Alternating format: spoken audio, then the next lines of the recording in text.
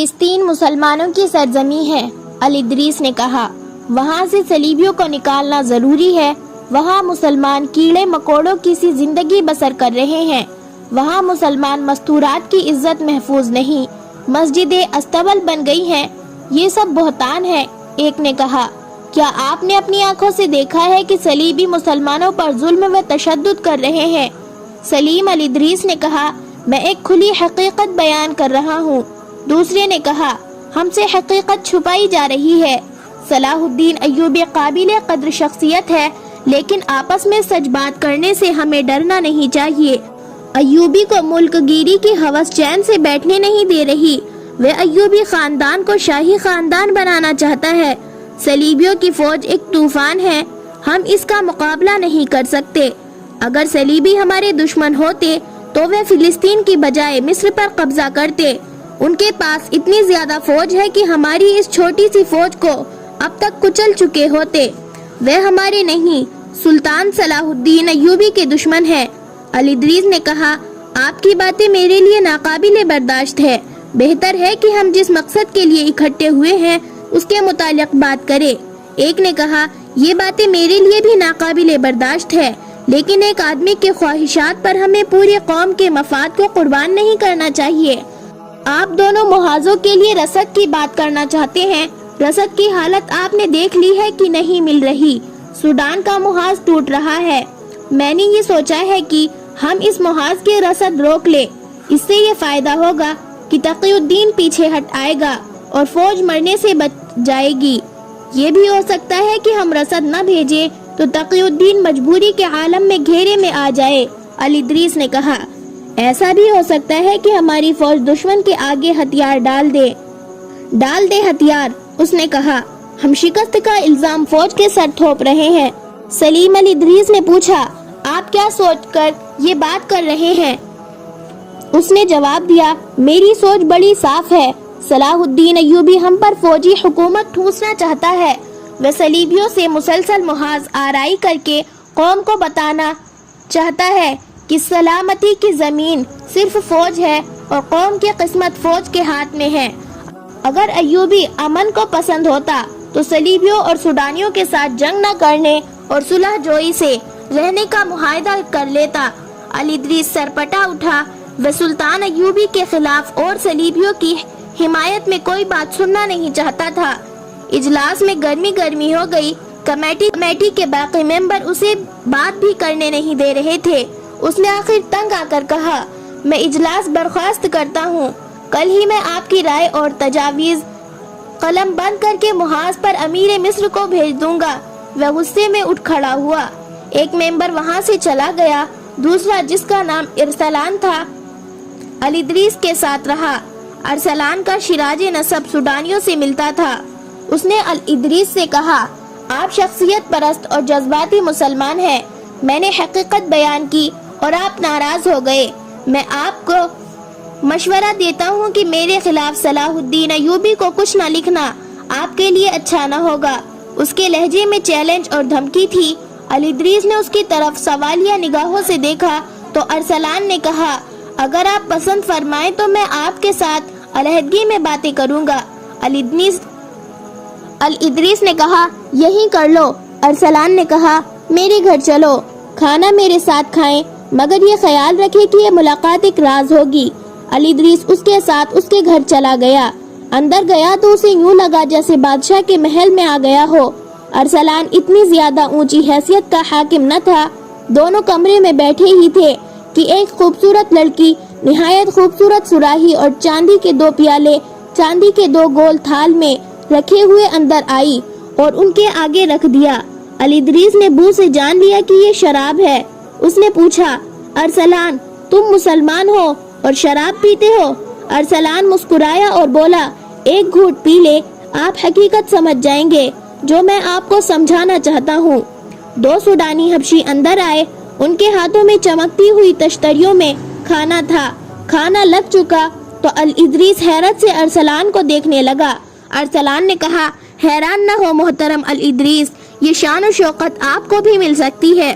میں بھی آپ کی طرح پارسا ہوا کرتا تھا، مگر اب اس طرح کی 2 لڑکیاں میرے گھر میں ہیں دمشق سے بغداد کے امیروں اور وزیروں کے گھروں میں جا کر دیکھو، انہوں نے اس طرح کی حسین اور جوان لڑکیوں سے حرم بھر رکھے ہیں، وہاں شراب بہتی ہے۔ علی ادریس نے کہا، یہ لڑکیاں، یہ دولت اور یہ شراب صلیبیوں کی کرم نوازیاں ہیں۔ عورت اور شراب نے سلطنت اسلامیہ کی جڑیں کھوکھلی کر دی ہے۔ ارسلان نے کہا، آپ صلاح الدین ایوبی کے الفاظ میں باتیں کر رہے ہیں، یہی آپ کی بد نصیبی ہے۔ علی ادریس نے جھنجھلا کر پوچھا، تم کہنا کیا چاہتے ہو؟ مجھے شک ہے کہ تم صلیبیوں کے جال میں آ گئے ہو۔ ارسلان نے کہا، میں فوج کا غلام نہیں بننا چاہتا، میں فوج کو غلام بنانا چاہتا ہوں۔ اس کا واحد طریقہ یہ ہے کہ سوڈان میں تقی الدین کو رسد اور کمک نہ دی جائے، اسے دھوکہ دیا جائے کہ کمک آ رہی ہے، اسے جھوٹی امیدوں پر لڑاتے رہو یہاں تک کہ وہ ہتھیار ڈالنے پر مجبور ہو جائے۔ ظاہر ہے سوڈانی اسے قتل کر دیں گے اور اس کی فوج ہمیشہ کے لیے ادھر ہی ختم ہو جائے گی۔ ہم فوج کو شکست کا ذمہ دار ٹھہرا کر اسے قوم کی نظروں میں ذلیل کر دیں گے، پھر قوم صلاح الدین ایوبی کی فوج سے بھی متنفر ہو جائے گی۔ آپ میری بات سمجھنے کی کوشش نہیں کر رہے۔ آپ کو کوئی نقصان نہیں ہوگا، اس کا آپ کو اتنا اور ایسا معاوضہ ملے گا جس کا آپ تصور بھی نہیں کر سکتے۔ علی ادریس نے کہا، میں تمہارا مطلب سمجھ گیا ہوں، تم مجھ سے ایمان فروشی کرنا چاہتے ہو، یہ مجھ سے نہ ہوگا۔ بہت دیر کی بحث اور تکرار کے بعد علی ادریس نے کہا، تم اتنی خطرناک باتیں اتنی دلیری سے کس طرح کہہ رہے ہو؟ کیا تم نہیں جانتے کہ میں تمہیں گرفتار کر کے غداری کی سزا دلوا سکتا ہوں؟ ارسلان نے کہا، کیا میں یہ نہیں کہہ سکوں گا کہ آپ مجھ پر جھوٹا الزام عائد کر رہے ہیں؟ صلاح الدین ایوبی میرے خلاف ایک لفظ نہیں سنے گا۔ علی ادریس سٹ پٹا اٹھا، وہ حیران تھا کہ اتنے بڑے عہدے کا حاکم کس قدر شیطان ہے اور وہ کتنی دلیری سے باتیں کر رہا ہے۔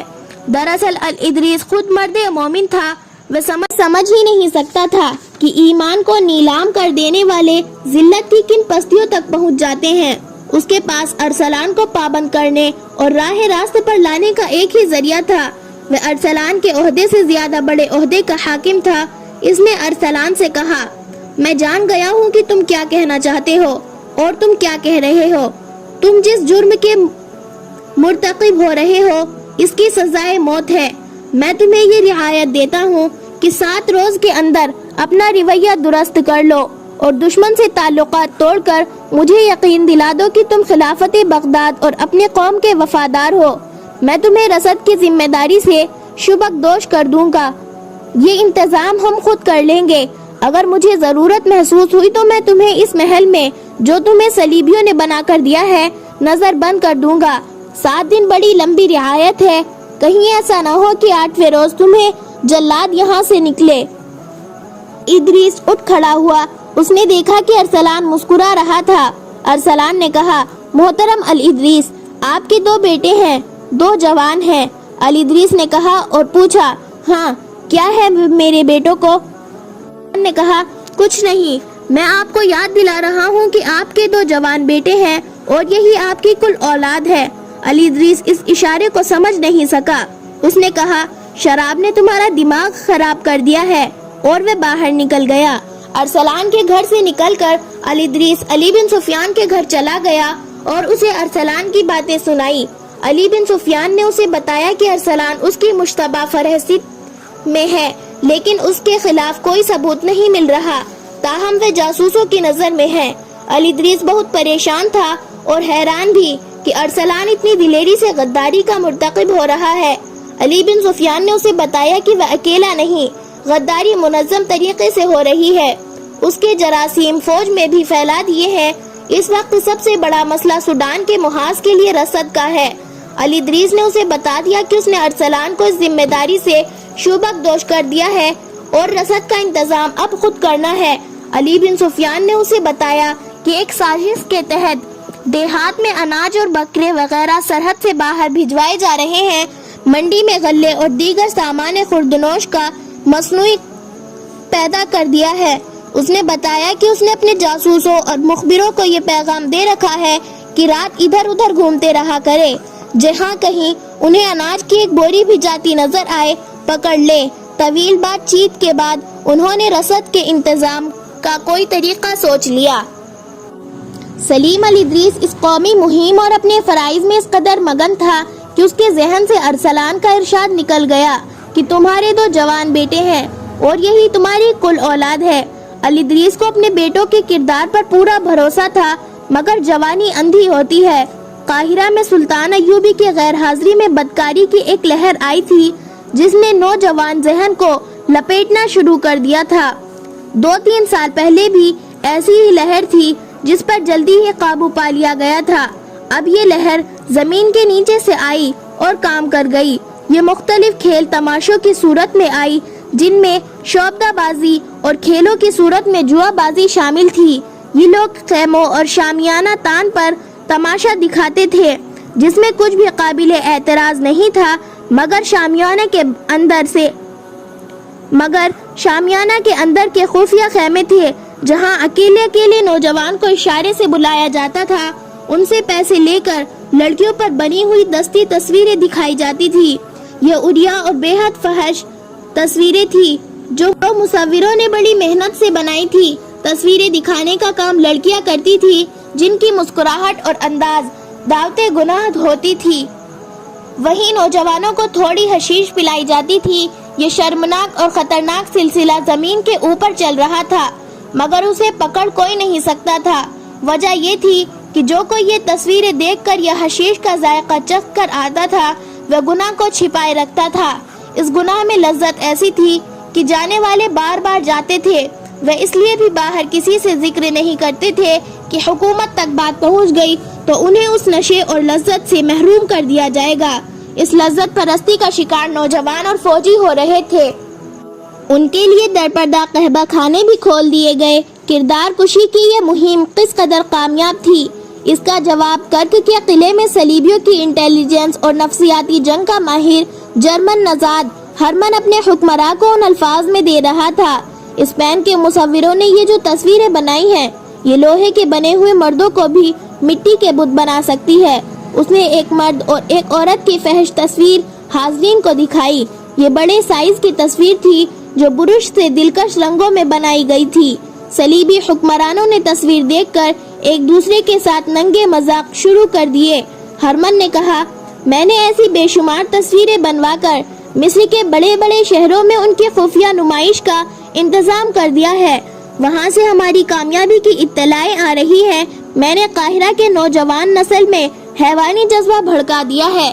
یہ ایسا طاقتور جذبہ ہے جو مشتعل ہو جائے تو تمام انسانی جذبوں کو، جن میں قومی جذبہ خاص طور پر شامل ہے، تباہ کر دیتا ہے۔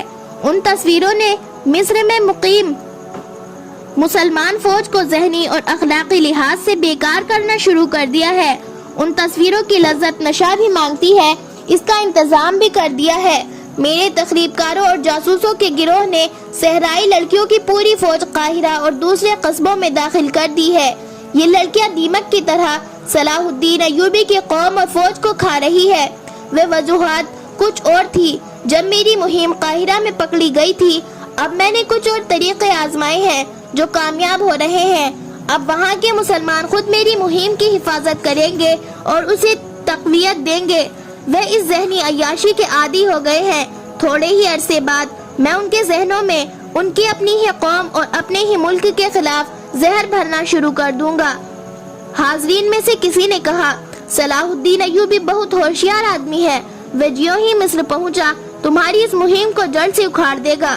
ہرمن نے کہا، اگر وہ مصر پہنچا تو اس سوال کا جواب آپ ہی دے سکتے ہیں کہ آپ اس کا جو محاصرہ کامیاب ہونے دیں گے یا نہیں۔ اس نے رحمان کی فوج کو قلعے سے باہر گھیرے میں لے رکھا ہے اور قلعہ اس کے محاصرے میں ہے، لیکن یہ گھیرا اور محاصرہ اسی کے لیے نقصان کا باعث بن سکتا ہے۔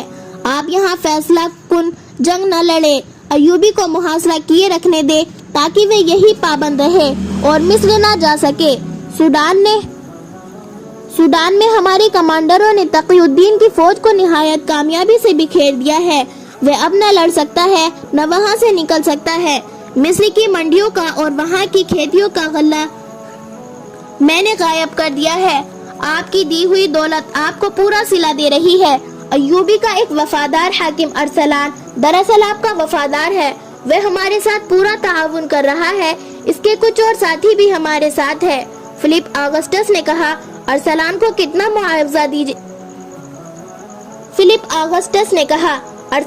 کتنا معاوضہ دیا جا رہا ہے؟ ہرمن نے جواب دیا، جتنا ایک مسلمان حاکم کا دماغ خراب کرنے کے لیے کافی ہوتا ہے۔ عورت اور شراب، دولت اور حکومت کا نشہ کسی بھی مسلمان کا ایمان خرید سکتا ہے، وہ میں نے خرید لیا ہے۔ میں آپ کو یہ بتا رہا تھا کہ صلاح الدین ایوبی مصر جائے گا تو اسے وہاں کی دنیا بدلی ہوئی نظر آئے گی۔ وہ جس نوجوان نسل کی بات فخر سے کیا کرتا ہے، وہ مسلمان ہوتے ہوئے اسلام کے لیے بیکار ہوں گی۔ اس کی سوچیں اور اس کا کردار ہمارے ہاتھ میں ہوگا۔ یہ نسل جنسی جذبے کی ماری ہوئی ہوگی۔ یہی حال اس فوج کا ہوگا جسے وہ مصر میں چھوڑ آیا ہے۔ اس